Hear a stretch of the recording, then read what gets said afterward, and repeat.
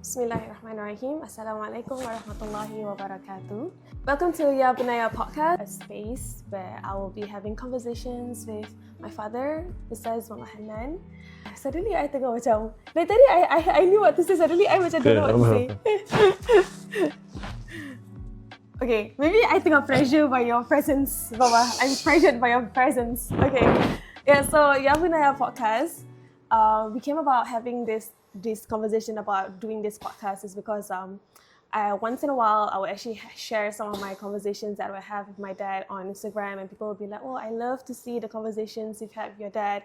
And I've always heard of conversations my dad would have with other people, and I thought that conversations with my dad has always been filled with so much wisdom. And then there comes Ya Bunayya, the book that he wrote, and I thought, why not continue the conversation beyond the book? And so this podcast, yeah. And then I think it'll be interesting also to let people see the dynamic of how we have the conversations. It's not always too serious. Sometimes Baba in front of the camera, like very professional, right? But behind the doors, talking to the children, there's still some kind of seriousness there. But I think with the children, he's a bit more candid. So I think this is a good opportunity to show a bit more candidness from your end. Yes. Yeah, where, wisdom, like I think Baba has always said, wisdom can be found in so many different places, so many different conversations. So, yeah, so this is Ya Bunayya. Baba, would you like to add in? Yeah, and then I always find wisdom in and within my own children. I enjoy the conversation, listening to my own children, and without them knowing that they're actually teaching me in their behaviors, in some of the questions. So yes, I truly believe that Allah sends His wisdom through His servants and in various ways, inshallah. Inshallah. Yeah, we definitely challenge our dad with questions.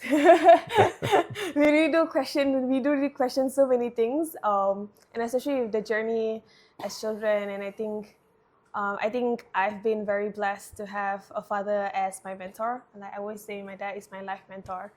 Yeah. So I want to get into a bit about how the ideation process of Ya Bunayya.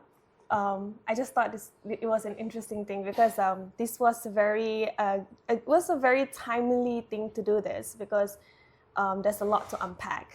Okay, starting with the fact that Baba, the hot take from this conversation, from this pilot episode, Baba getting into his new chapter after leaving Muiz for 28 years.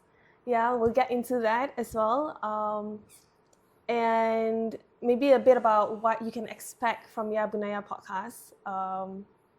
For this season, we'll try to go by seasons. For this season, I was thinking like, okay, what would be a good theme to actually kind of like encapsulate the whole season?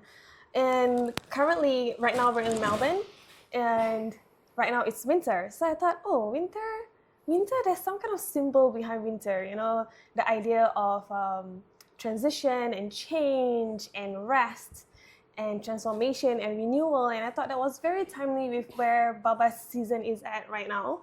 And so this whole season will be around the idea or like the theme of winter. And of which I'll probably put it down in the description. Yeah, and I think I want to get deeper. Let's get deeper into the vision behind Ya Bunayya. We've talked about this, but maybe I want to hear a bit more from you, Baba. Like, what do you see from this podcast? Like, what's the mission and vision from here? Really, the essence is in this idea of tradition, right? And tradition is not just about what came in the past. Tradition, in essence, is a living promise for the future. The tradition will only endure if the tradition is able to prepare itself for what lies ahead. It's not about the past. Tradition is about the future. And as parents, as a father, I want to pass on to you all the relevant tradition. And while we talk about the past, but the purpose is really for the future. So tradition is a bridge between the past and the future. And this can be in various forms. We live together as a family. You observe me and Mama, our involvement in the community. These are the form of our behaviors and deeds and actions.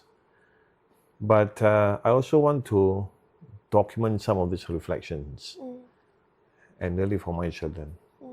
And hence, this tradition of a book called Ya Bunayya.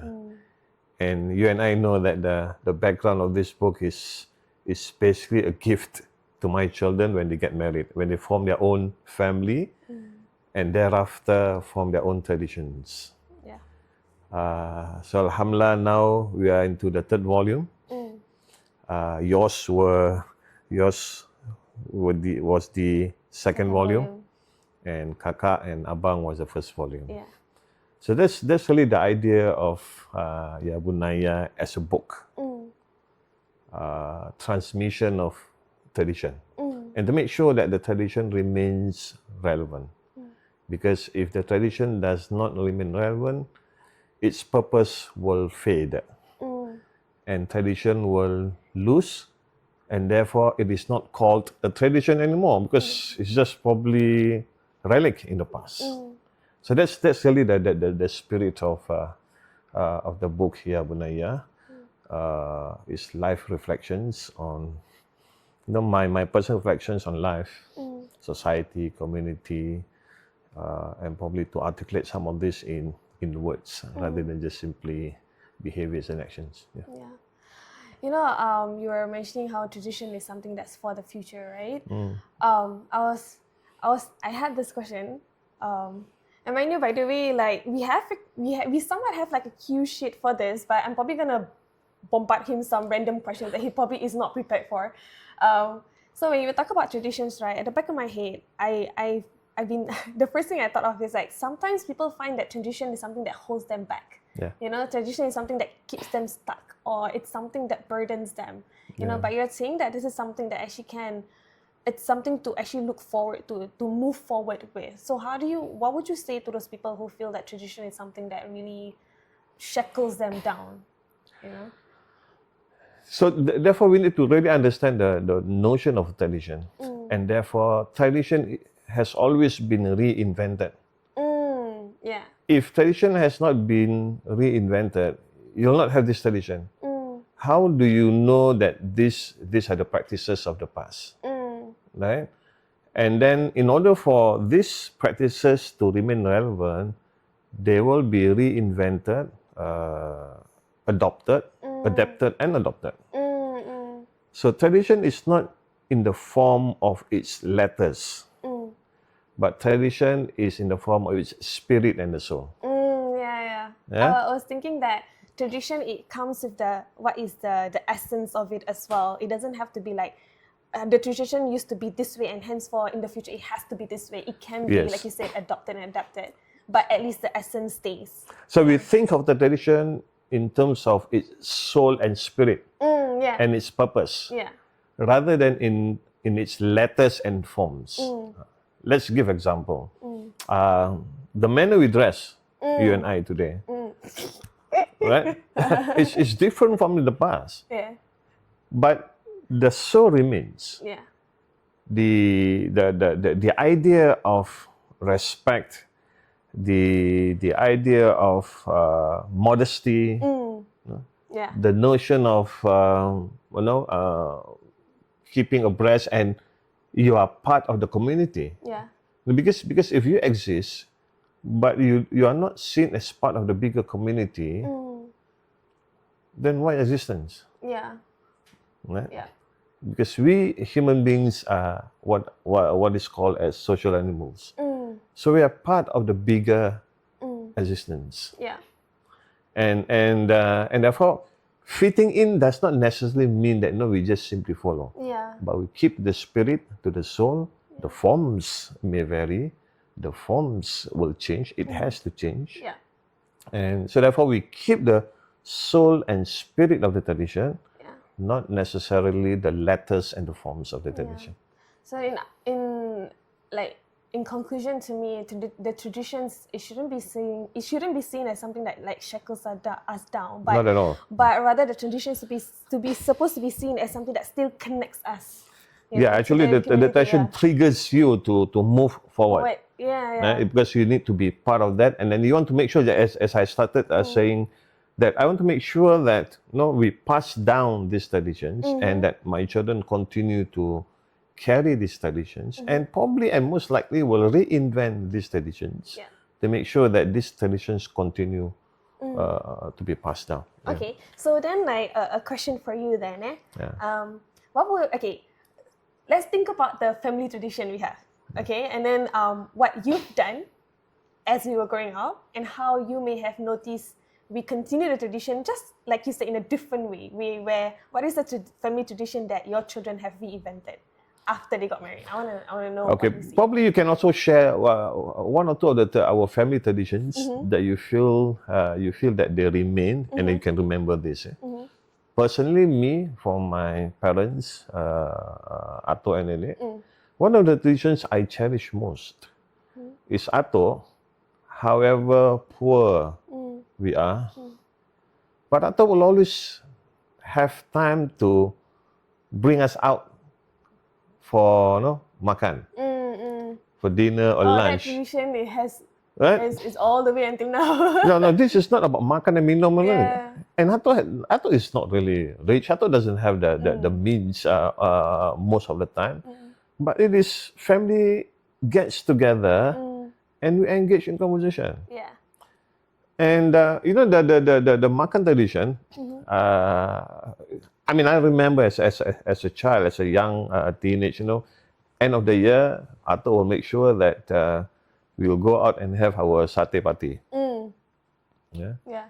So that's a tradition in its form, but in its spirit, is basically family getting together, engage in conversation, and just spend time together. And alhamdulillah, during those days, we didn't have handphones to distract us. Yeah. We're all seated there, and then we just play, make jokes, and so that's the spirit, the family time, right? One of the traditions I always remember about Ato, for example, whenever there's new community leaders, Ato will always bring me and introduce me to these leaders. So I get to know our community leaders, who they are, what they do, and this is through Ato, who will always introduce me to this. These are simple, but yet, what does it mean? It means that you are connected to the community, the leaders, and the people. Yeah. You don't stay, independent of the community. You are part of the bigger community. Like this thing right now, right, is making me think, like, in my head right now, it's like the current family situation is that you have children that's not in Singapore. We're all spread out now. Like, I'm in Melbourne, Sham's in Perth now, and then Shadi's in Jordan. So I'm thinking, like, are there traditions that traditions should not be tied down to like the place or the initial community we're part of, right? It's in us, right? So now I'm thinking, like, that we're in different places, like, how do we actually still continue the traditions? I mean, maybe for me, the most strong tradition, I would say, that has stuck, and I think this is something that was discussed even among the sisters as well, where we agreed that I think the one thing that we cannot let go of is our Ramadan traditions. That one, it's like, if we don't do it, we feel like something's missing. Like, Ramadan is not Ramadan without doing those things. So, but because the struggle is we're married to different people who may not carry the same kind of traditions, right? So the challenge is always like, how do we still uplift or, like, keep the tradition alive with let's say our partners may not be in the same frequency as us or something like that, right? So So then this is where, because the challenge is there, so then this is where we have to reinvent and adopt, and how do we actually, still keep that spirit alive just in our own way. Yeah. I'm still figuring that out. I don't know. Yeah. Is what happens with that tradition. I mean, I remember when you all moved here to Melbourne, and Mama said this to me. While they are big enough, they can be independent. But Mama said that I want to join them. I want to be with them, just to make sure that some of these traditions are sustained. We continue with some of these traditions. In particular, Ramadan. Yeah. Right? Yeah, it helped a lot having Mama come here during Ramadan. Exactly. So, well, I was alone there. Yeah. Back home. Your time has passed, Baba. It's our time. Yeah. So Mama's presence here with you all, and the purpose was to make sure that this tradition remains. That I cherish, and I had no reservation whatsoever to say, okay, Mama, you go there. Especially in Ramadan, right?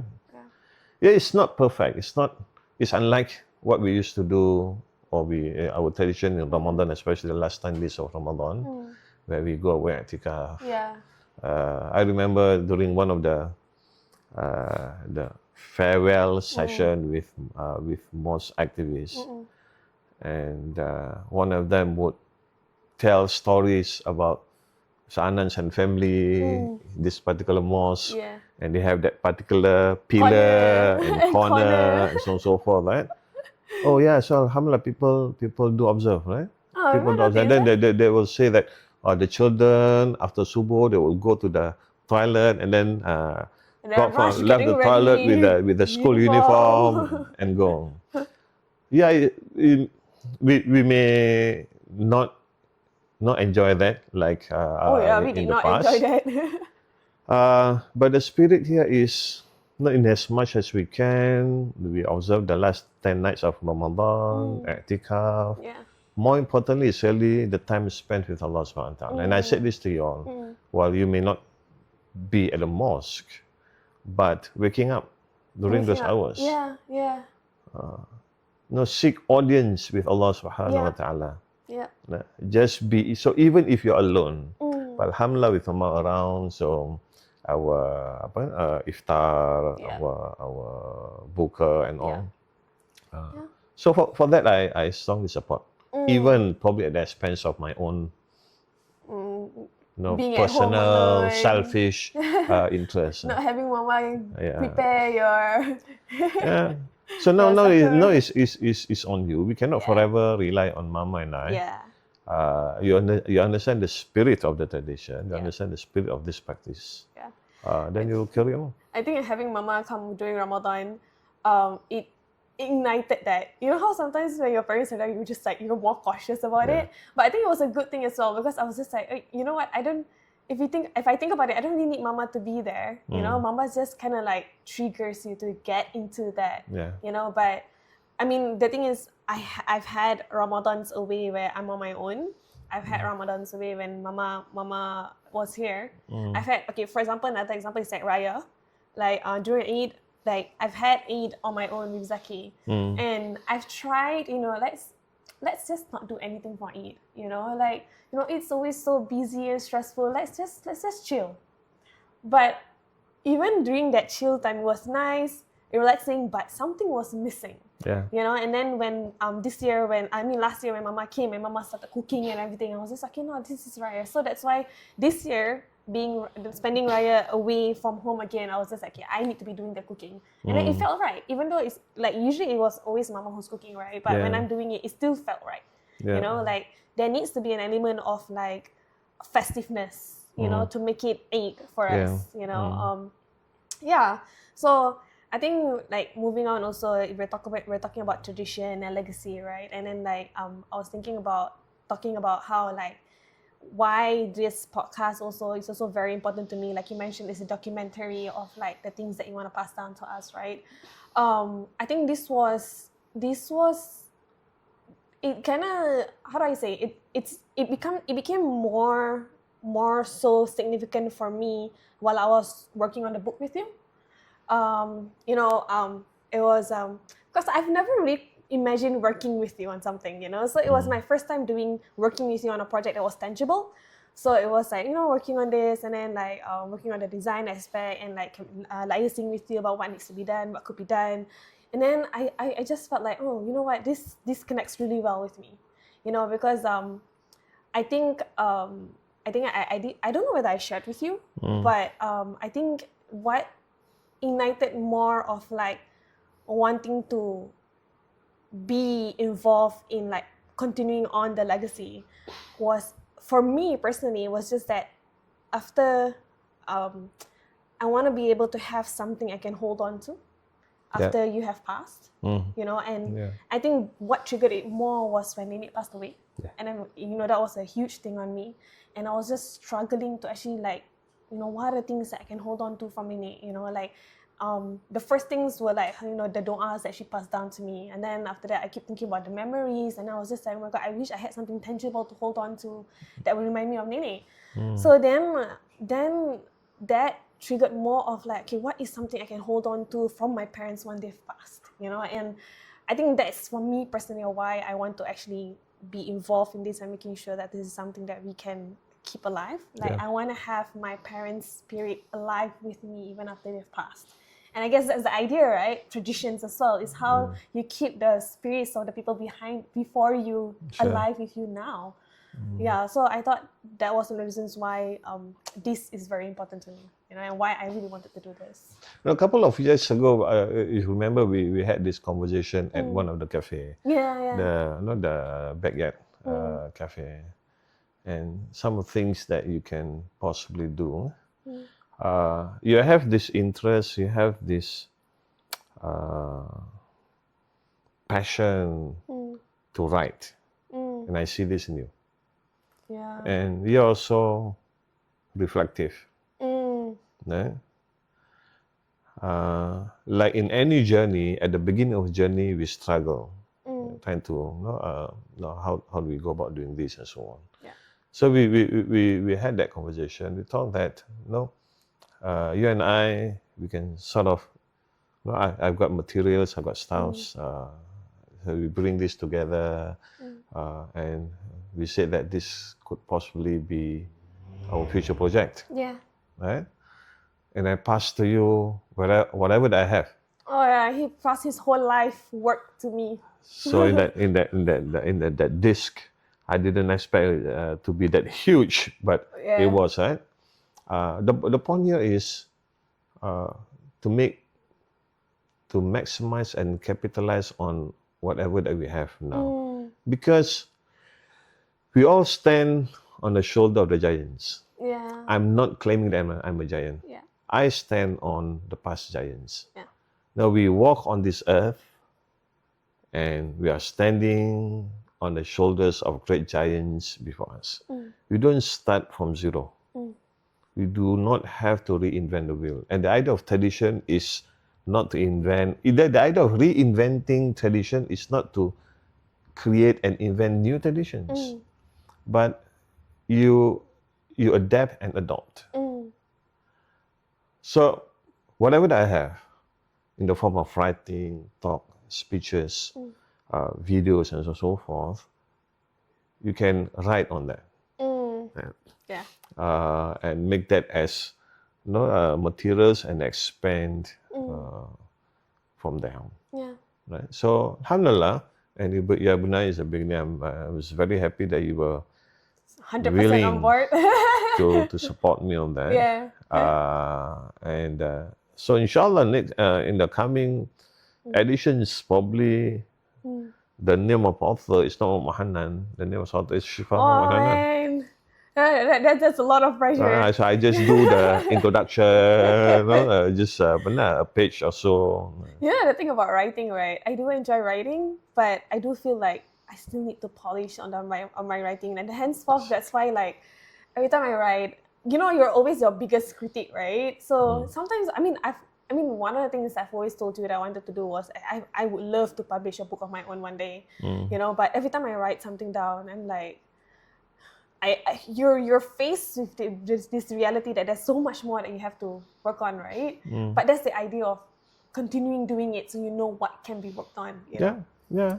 So it's like any buildings. You know, you have a building. The buildings, the construction of the building starts somewhere small, bricks by bricks, right? And over time, probably when you see the contractors build and develop one part of the building, you cannot appreciate yet. Yeah. But and this requires a great deal of patience and perseverance. Yeah. And as Prophet Rasulullah SAW said that the best work is one that is consistent, even if it's small. Yeah. Because it's not about the size of the work, it is about the purpose of the work, and you do it consistently. Yeah. Similarly, writing. Yeah. Writing is really about polishing. I was like that. I remember writing so much so that I felt embarrassed by the critics and all. But we just continue with the journey. Yeah. No, you just move on. The book Ya Bunayya is collection of some of these reflections. So it's not like one sitting and then you finish. Yeah. But it is years of reflection. You write down, then you gather all this together. And often when I read some of my writings in the form of anecdotes, in the form of articles, op-eds, and I said to myself, "Oh wow, Wanan, you wrote this, eh?" No, I have those moments too when Exactly, I'm writing, right? And I'm like, you cannot wow, imagine. wow, I wrote this. Yes. You know, sometimes I will read it out to Zaki. I was like, you listen to this, okay? Baik. Then Zaki will be like, oh yeah. Then Zaki will also be surprised, like, you wrote that? And I'm like, yeah, I wrote that. Yeah, exactly, right?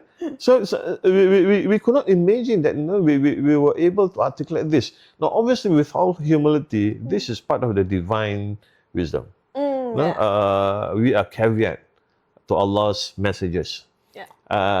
And Allah sends down this wisdom. And it's not just a wisdom, the articulation, the ability to articulate some of these ideas. And then, voila. So therefore, it's often, when you read back, oh wow, subhanallah, I mean, I wrote this. Sometimes, often also, I did not remember the context, was the sababun nuzul. Yeah. But alhamdulillah, that has been the tradition of our past scholars. The past scholars, they well, I mean, there's this notion what I call the khawatir. There's a book by a scholar in our history. The book is called Saydul Khawatir. Saydul Khawatir meaning the hunting of passing ideas. So ideas are like, they pass, and if you do not capture them, you lose them. Yeah. So Saydul Khawatir is like a hunter who hunts for ideas, and then you just do not know when these ideas come. So when the ideas come, you capture that, you write it down. Yeah. So you will have our past scholars. They were talking about ants. They observe ants and how they work as a team, and then the ideas come, they capture. Yeah. That's what writing is all about. I mean, like I am right now. I'm in the space of like trying to polish my writing, and then sometimes when I'm faced with like, I may not be as good as a writer as I think I am. And I'm like, but I feel like I'm more articulate in like speaking, because when I have conversation with my friends, and like often like a lot of the comments I would get is that like Shifa, you've always been very articulate about your thoughts and your reflections. So I was thinking, okay, maybe I'm a better speaker than I am a writer. And then these days, like I was like aspiring to be a YouTuber. So I was taking videos, because they did say if you want to be a speaker, the first thing is you have to record yourself and hear yourself how you talk.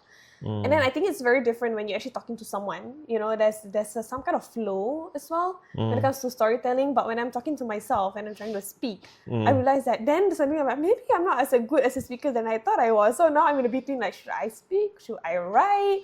So but I mean, why limit myself, right? I think I can just brush up on both, you know. So yeah, I think I'm in this space where I'm like, oh God, which one should I just like work on first, you know?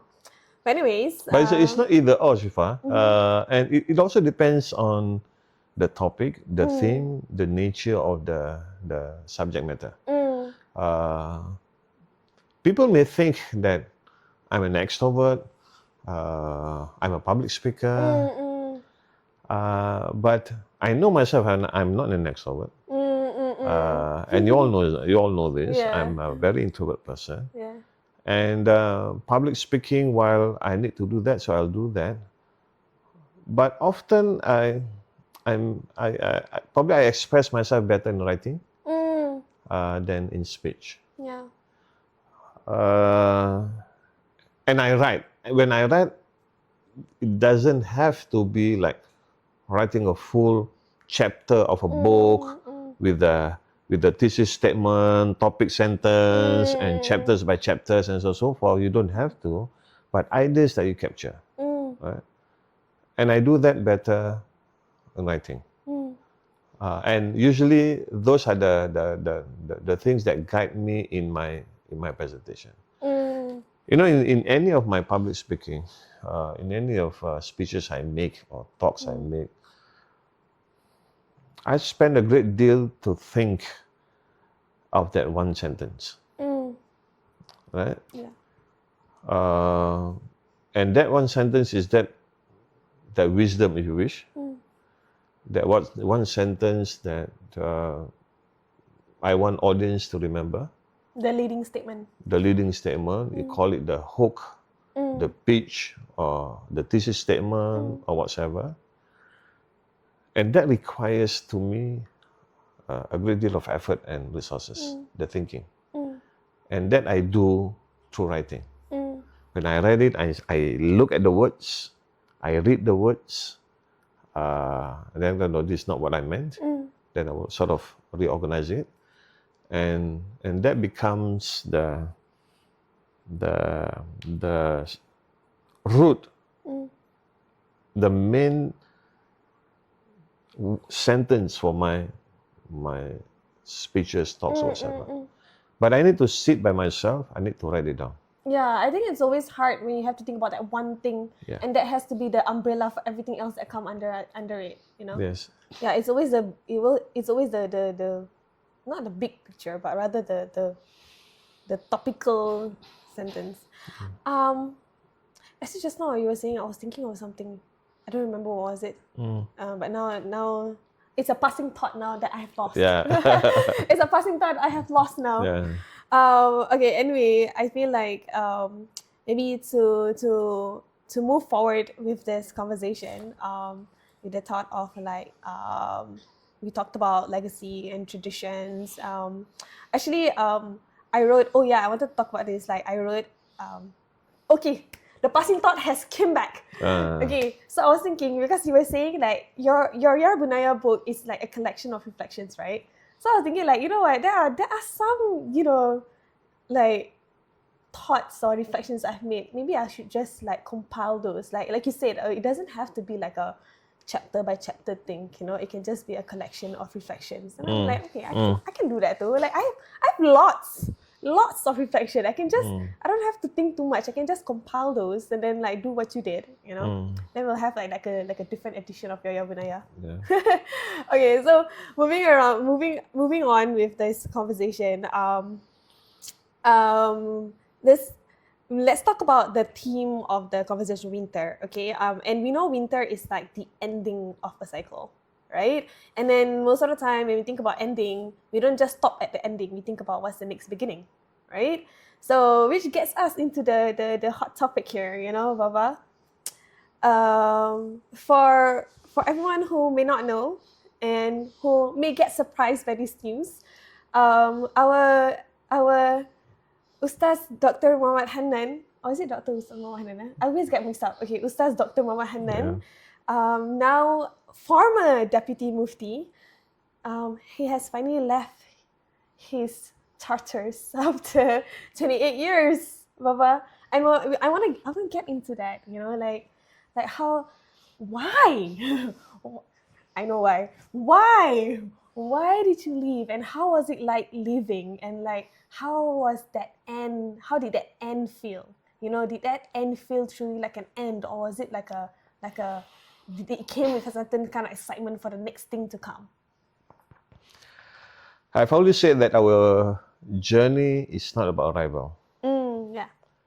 The journey is about discovery. Mm, Our life journey is not about you walk the path and then you arrive and voila, I'm here, I'm done. mm, Because each time you arrive at a certain point, you discover something new and you want to continue with the journey and so on and so forth. Human being has existed for thousands of years, hundreds of thousands of years. And the journey continues. Human lives. The journey continues. So that's how I see this. You journey on certain you have a certain map and then you journey on this and then discover things, and probably there's certain inhibitions or sort that you need to rethink and probably even remap your journey. And it's not about arrivals. Again, you discover new things and you want to arrive at probably at new destination. Again, it's not about destination, it's about the journey, right? 28 years in MUIS, in human life, in the by the standard of community, is short. really? Yeah, it is short. Because nations, the standard, the lifespan of a nation is not by years, it is minimally probably by generations. Okay. Right? So I remember when I was first approached 28 years ago, I made a deal with then the president of MUIS, because he wanted me to come to MUIS and contribute through MUIS. I said while I did not matter, I'm okay doing the policy work, planning and so on and so forth, but don't stop me from engaging the people. Don't stop me from teaching and engaging with the people. Because that's blood in me, and that's what Nenek brought us to be. I understand I would be a public officer, but we can always make that arrangement that my engagement, my learning and co-learning with the people cannot and must not stop.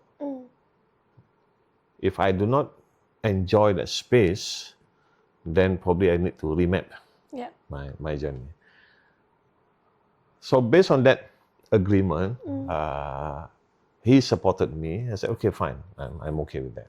So I'm going. So to me, engaging the people is very key to me, because it's not about me learning from them, but it's not about they learning from me, but more important is basically I learn from them to discover all these wisdoms from them. So the 28 years, in fact, my involvement with MUIS has been even more than that. Before that, wasn't as a full-time staff. I sat in a number of committees on the madrasah and so forth. So it has been more than 3 decades, probably close to 4 decades already. So 28 years, what I will miss most is the people. It's not the work per se, but the people, whether in MUIS or the people outside the community. That you were able to meet through MUIS as well. Yes. Yeah. So because that has been the agreement from the very beginning, learning, co-learning, journeying together with the people. Yeah. So that is tough. The grief would be letting this go. Letting go, the work is relatively easy with me. letting go the people is very tough. I'm still grieving on that. Because to me, these are sources of wisdom. They teach me more than I teach them. So I learn from them more than they learn from me. Just like with you all, the kids. I've said this before that I've learned from you all, probably in ways you all do not realize that. Was it easy? Obviously, it's not easy. But like I mentioned earlier, is chapters in life's journey. The care, love for the people remains, inshallah, but probably doing it in a different ways. So if I can like ask, being in an organization for so long, like how do you know when to let go? Or like when it's time to move on, I don't know. And you already have that you do not know. I don't know when to let it go. And probably you know that there have been occasions. That you want to do. I was ready. I mean, we always say that the file is ready just to change the date and then print it out, right? Yeah. It's always ready in our computer. So yeah, I do not know when and how to let it go. There's no theory model to that, but obviously a lot of istikhara, a lot of consultations, a lot of private conversations with God, if I may. And yeah. So like let's say simply put, someone were to reach out to you and be like, Ustaz, why did you leave? And then like what will be the template answer? And what will be the real answer? I'll tell you the template and the real answer. Okay. All right. I've said this, and I've said this to you all, to the family, and to dear ones, the close ones. The question of why I live is not as important as the question of how we continue to strengthen our religious institutions and our religious leadership. And I say this not as a diplomatic statement. I say this with full conviction. Okay. Right? It doesn't matter why I live. What matters, the mission that I will continue to do that, and I call others also to join me in this mission, is to strengthen our religious institution and our religious leadership. Okay. And through which then you will strengthen my people. If people is my primary consideration, I cannot be doing something at the expense of my people. Yeah. So I believe that my people, to develop the desired community, community religious life, it has to start with and through strengthening our religious institutions, our religious leadership. So I will not compromise on that.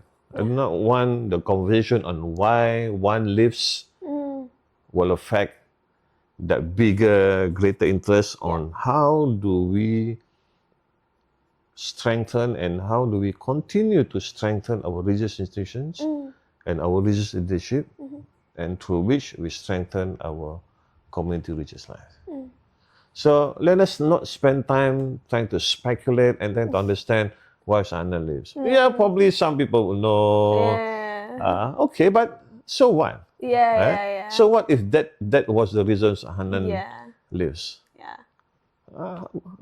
Let's think about how do we continue to strengthen this, regardless of the name. Yeah. Regardless, Ali, Ahmad, Fatima, whatever the name. Yeah. So let's continue to So discuss on how to strengthen so the community. the question should not be like why did you leave, but rather what's next, it says. You know, what's next? Yes, What- this one thing. Why you leave? Okay, fine. Never mind. Whatever the reasons could be, or whatever the reasons are. So it's what's next in next? terms of strengthening my people, my community, Yeah. and what's next in terms of strengthening our religious institution, our religious leadership. Yeah. Right. So focus on that. No. I had a conversation recently with a friend. Obviously, someone who has gone through tough time in his life. Yeah. Right? Without mentioning the name, right? And there are many untold stories. There are many things that happen. He would argue that people do not know. Yeah. And he argues that, no, I want to clarify this. I want people to know. Right? These are untold stories. What actually happened, and so on and so forth. Yeah. I said, I hear you, I understand you. It is perfectly natural, especially when we feel that we have been victimized. Yeah. We have been treated unjustly. And I said, I too have my own untold stories. As a public officer, as a leader there, people claim you, charge you, blah, blah, blah, blah, blah, and so on and so forth. But they were not there. And there are plenty of these untold stories. Then the question is, what's the outcome? What is the desired outcome from supposedly telling these untold stories? What is it that you want to arrive at, or you want to achieve, you want to realize? Probably it's personal satisfaction. There are many issues when under my charge during my tenure in MUIS, like the compulsory education, the madrasah issues, the curriculum, the kind of changes that I made in the madrasah. Most people, they do not know the background and why we do what we do. So I had to accept all these claims, allegations hurled against me, and so on and so forth. If I'm selfish, then I will go out there and tell the stories. Yeah. But so what? Yeah. What's the outcome? What is the outcome? It's not just public, even my family members. Ato once asked me, why are you doing the blah, blah, blah, blah, blah? But I cannot go out there and Keep trying to explain yourself and justify yourself. and not only that, but expose other things. Yeah. No, there are certain what eye, extent? aura people, Yeah. right? Yeah. There are certain things. And so if I'm selfish, then we will tell everything. But what matters here? So therefore the question is not why I live, but how do we continue to strengthen the community? And I do not want to do things, and I do not want to allow anyone to do things that will jeopardize the effort to strengthen our community. Yeah. Right? Yeah. So I said to a good friend of mine, okay, I hear you, but let's choose our battle. Yeah. Yeah. Right? Let's identify the battles and choose our battle. I understand truly, yes, the pain and so on. But really, great leaders go beyond simply personal achievements. So. I don't know, maybe, I mean, for me, I haven't gone through such a thing. But I would think that if there are a lot of these untold stories, and like, I mean, like you said, it's just like you want to clarify yourself and justify. But I feel like it's more tiring to just keep sharing and clarifying yourself. I feel like that's more tiring. You know, Yeah. I think it's about learning how to be at peace with those stories that you know, and come to terms with it. You know, without having everybody know. Yeah. You know, I feel like that is less tiring than having to always be out there and explaining to people. I mean, that's personally me. Yeah. And the humility also that whatever stories that you may have, you know, and you say that it's an untold stories, there are perspectives, vantage points of this story. Yeah, that's true. That is your version. Yeah, that's true. and others have their version of stories, and That's probably they too true. have their untold stories. Yeah. Right? Why things happen the way they happen. Yeah. Okay, often as leaders, we are unable to really tell the whole stories. Yeah. So that humility also, hey, well, okay, like this is how I see it, but the other perspectives. No? Is that thing and the vintage points, Yep. the vantage point, the perspectives that Yeah. vary. Yeah. And I think it's good to at the right side. I've said this, I've written this elsewhere. It is good to, or is safer to in husnuzon, in thinking good, Yeah. than making an error in suizon, in thinking bad of other Yeah. people.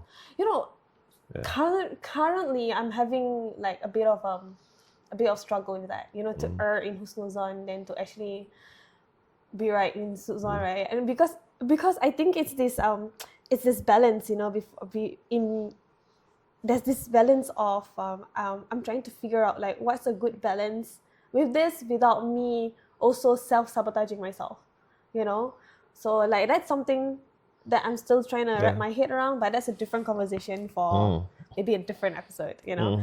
Okay, I think maybe to somewhat wrap up this, right? Because again, to relate back to the idea of letting go, like and beginning again.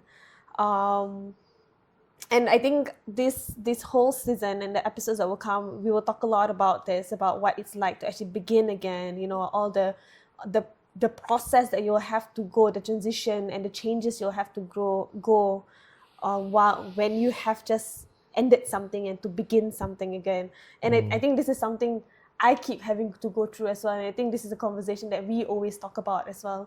So, and then I think yesterday when we had conversations with like one of our friends, right? I think one of the things that struck out was because we were talking about changing jobs, and then she said, you know, like she changed because it's growth, but what about you? You know, like if it's like I guess the way that she put out the question is like, what's in it for you because you've gone through the growth, right? And I think, but it was interesting because on my end, the way I see it is that the growth doesn't stop. Like even as you have ended this and like, you know, you want to change to a different platform or whatever, that's still a growth prospect for you, even at this age, you know? And like you said, and this is something that you've bored us with, you know, it's like Baba's tagline, you know, like I think throughout this whole thing, you will be able to pick out what's his tagline, something that's been in our head. It's like, it's always the journey.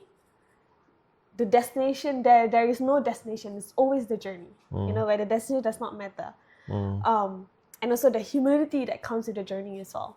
You know, and even at this age, you know, is having that humility to let go and the humility to begin again and to actually continue discovering things. You know, and then we talk about, you know, growing a new farm, right?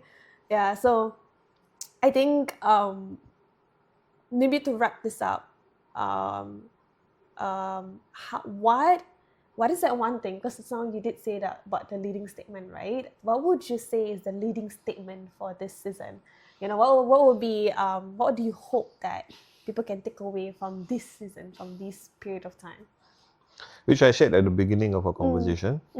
Traditions isn't about what have come in the past. Tradition is a living promise for the future.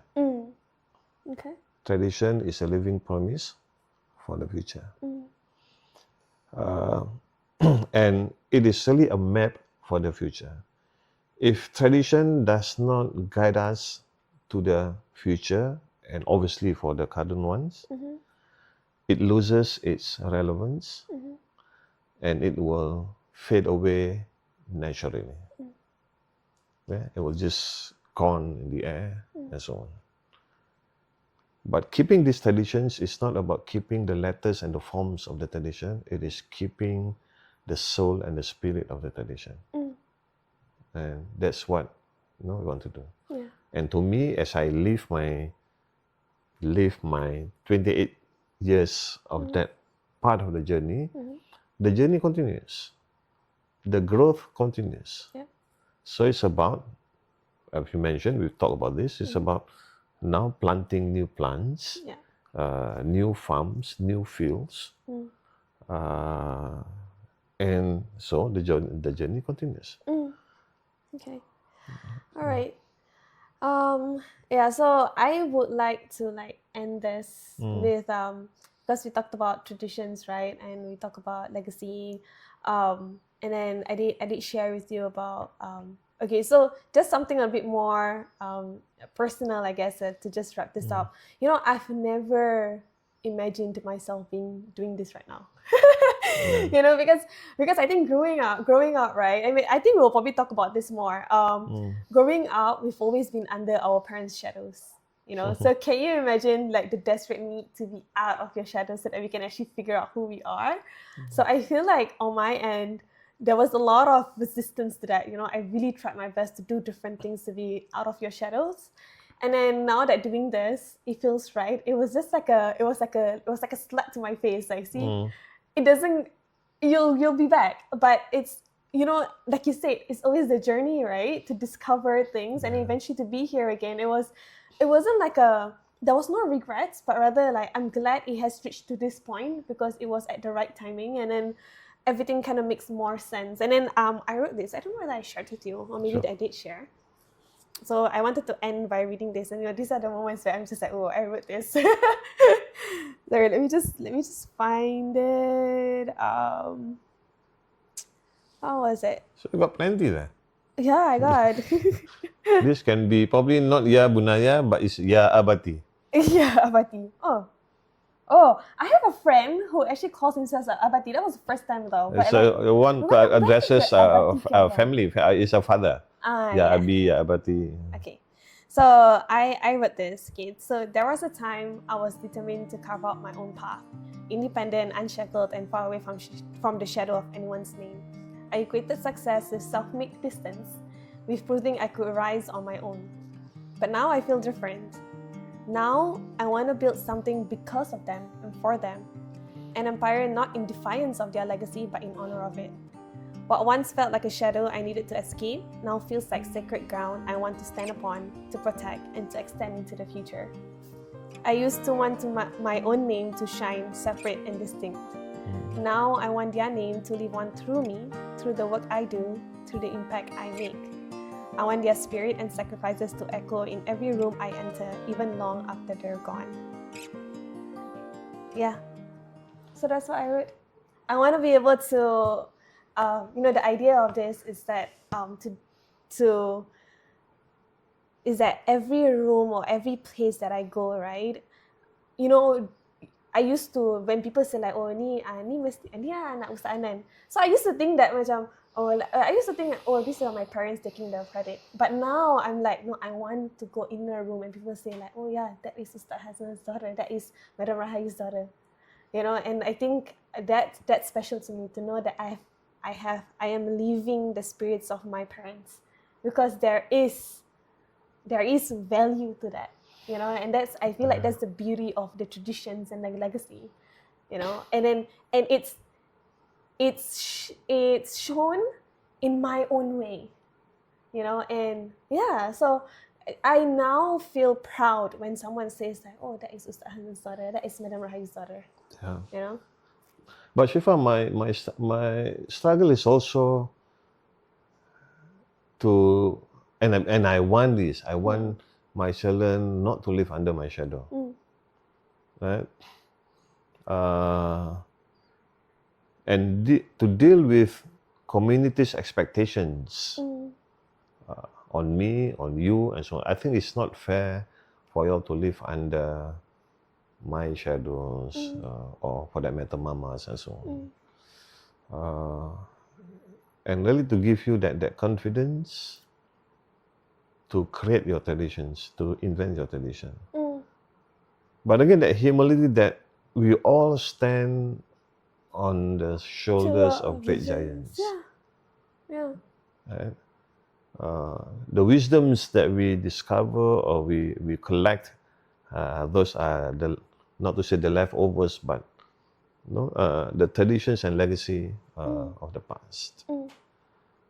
So it's not an either or, And I would leave the issue of names and naming to Allah Subhanahu wa Taala.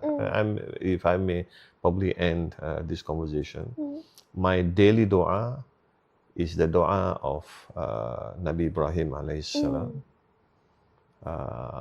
And his dua, Rabbi habli hukman wa alhiqni bis salihin. Oh God, grant me the wisdom and knowledge, and let me join with the pious people, the pious generations, right?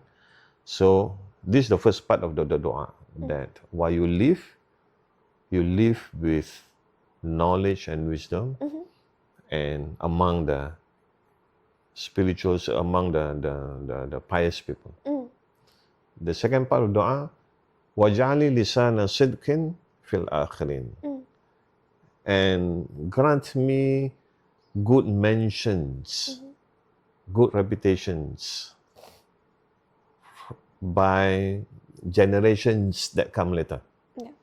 So after my passing on, after I'm done, we are remembered. And this is a tradition. This is the legacy, right? Yeah. You are remembered, you are in a good mentions, good reputations by generations that will come. That is after you're gone. And the third phase of this dua, the stage of this dua is basically during the thereafter, Yamul Hisab, wajalni min warathati jannati na'im, and let me be among the inheritance of the paradise. Now the second part is relevant to our conversation. Wajalni sana sidqin fil akhirin. Let me be in the good mentions, good reputations, good mentions of generations that come. And this we leave to Allah subhanahu wa ta'ala. He knows best. We see scholars whose names we mentioned today, during their lifetime, often a number of them, they are not known, as they are known after that. Yeah. No? After their passing on, after their death. So leave this Allah subhanahu wa ta'ala. And one lesson I learned so preciously, so dearly after leaving Muiz, my dua say, okay, never mind Allah, even if I'm not recognized, I'm unknown in this world, I'm okay, but inshallah for the generations that will come, with the right, the legacy that you leave behind, the good traditions that you leave behind, and therefore you'll be remembered and be mentioned in good terms, right? Let it be. And I'm not expecting anything during this time.